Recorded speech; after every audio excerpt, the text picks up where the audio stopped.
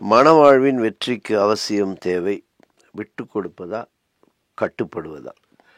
நல்ல கேள்வி. இன்னும் விடை காண முடியாமல் அல்லது எந்த விடையும் ஏற்றுக்கொள்ளப்படாமல் இருக்கிற ஒரு கேள்வி. கணவனுக்கு மனைவி அடங்கிதான் நடக்க வேண்டும் என்கிற ஒரு பண்பாடு. கணவனும் மனைவியும் சமமாக இருக்க வேண்டும். இதில் ஆண் பெண்லாம் கிடையாது. கணவன் சில வேலை செஞ்சானா மனைவி சில வேலை செஞ்சானா கணவன் சில வேலை செய்யணும். 2 பேரும் கிவ் அண்ட் டேக் பாலிசியில் போகணும் அப்படிங்கிறது ஒரு ஸ்கூல் ஆஃப் தாட். ஆனால் விட்டு கொடுக்கறது அப்படிங்கிறதும் கட்டுப்படுறதும் எப்படிங்கிறதுனா 2 வெவ்வேறு குணாதிசயம் உள்ளவர்களை ஒன்றாக வாழுகிற ஒரு இடத்திற்கு வருகிற பொழுது இருவரிடத்தில் இருக்கிற நிறை குறைகளை இருவரும் அருகிலிருந்து பார்க்கக்கூடிய வாய்ப்பு கிடைக்கிறது இல்லையா? ஒரு ரிசப்ஷனில் பேசினா யாரும் பொதுவாக கவனிக்க மாட்டாங்க, பொண்ணு மாப்பிள்ளையே கவனிக்க மாட்டாங்க.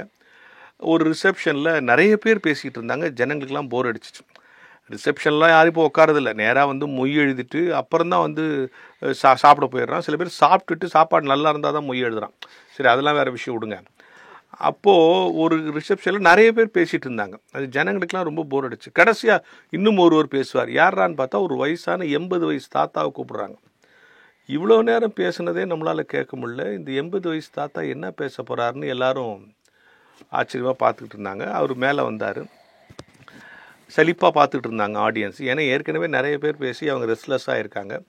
இவர் என்னத்தை பேசுகிற பாரு, பேசலாம் நமக்கு புரியுமான்னு. அவர் மைக்கு கிட்ட நான் பேச போகிறதில்ல, இந்த பொண்ணு மாப்பிள்ளைக்கு ஒரு டெஸ்ட் வைக்க போகிறேன்னாரு. இப்போ தான் எல்லாம் கவனிக்க ஆரம்பித்தான். பொண்ணு மாப்பிள்ளையும் கவனிக்க ஆரம்பிச்சு. என்னடா வந்தவெல்லாம் பேசிட்டு போனால் இந்த மாதிரி டெஸ்ட் வைக்க போகிறாங்கிற. என்ன டெஸ்ட்டு?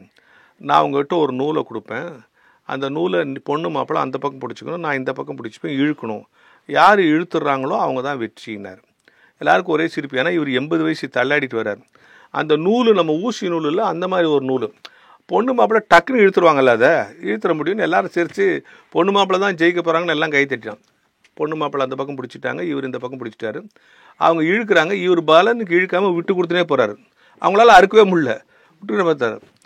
கொஞ்ச நேரம் பார்த்து அவர் சொன்னாராம், பாருங்கள் சின்ன நூல், நான் வயசானவன், ஏன் உங்களால் இழுத்து அறுக்க முடியலன்னா நான் விட்டு கொடுத்துட்டே வந்தேன், அதனால தான் உங்களால் அறுக்க முடியல. அது மாதிரி விட்டு கொடுத்து பாருங்கள், வாழ்க்கை நல்லா இருக்குன்னு சொன்னார்னு ஒரு செய்தி நான் படிச்சிருக்கேன். அப்போது விட்டு கொடுத்தல் என்பது என்னென்னா, இருவரும் இணைந்து ஒரு குடும்பத்தை நடத்த போகிறார்கள். சில நேரங்களில் சில விஷயங்களை விட்டு கொடுத்து, இப்போ உதாரணமாக கல்யாணத்துக்கு முன்னால் எனக்கு ஒரு ஹேபிட் இருந்துக்கலாம், கல்யாணத்துக்கு அப்புறம் அந்த ஹேபிட்டை என் மனைவிக்காக நான் விட்டுறேன்னு வச்சுங்களேன், அது விட்டு கொடுத்து போகிறது. இன்னொரு சொல் இருக்குது, அனுசரித்து போகிறதுன்னு. அவரால் விட முடியலன்னு வச்சுங்க, சரி அவர் ரொம்ப காலமாக இருக்கிறதுன்னு மனைவி அனுசரித்து போனால் அந்த குடும்பம் நல்லாயிருக்கும். எனவே வாழ்க்கை வெற்றி அடைய வேண்டும் என்று சொன்னால் கட்டுப்படுதல் அப்படின்னு சொன்னால் இந்த ஸ்லேவ் அடிமை அந்த இடம் இல்லை. உன் விருப்புகளுக்கு நானும் என் விருப்புகளுக்கு நீயும் மதிப்பளிப்பது தான் விட்டு கொடுப்பது.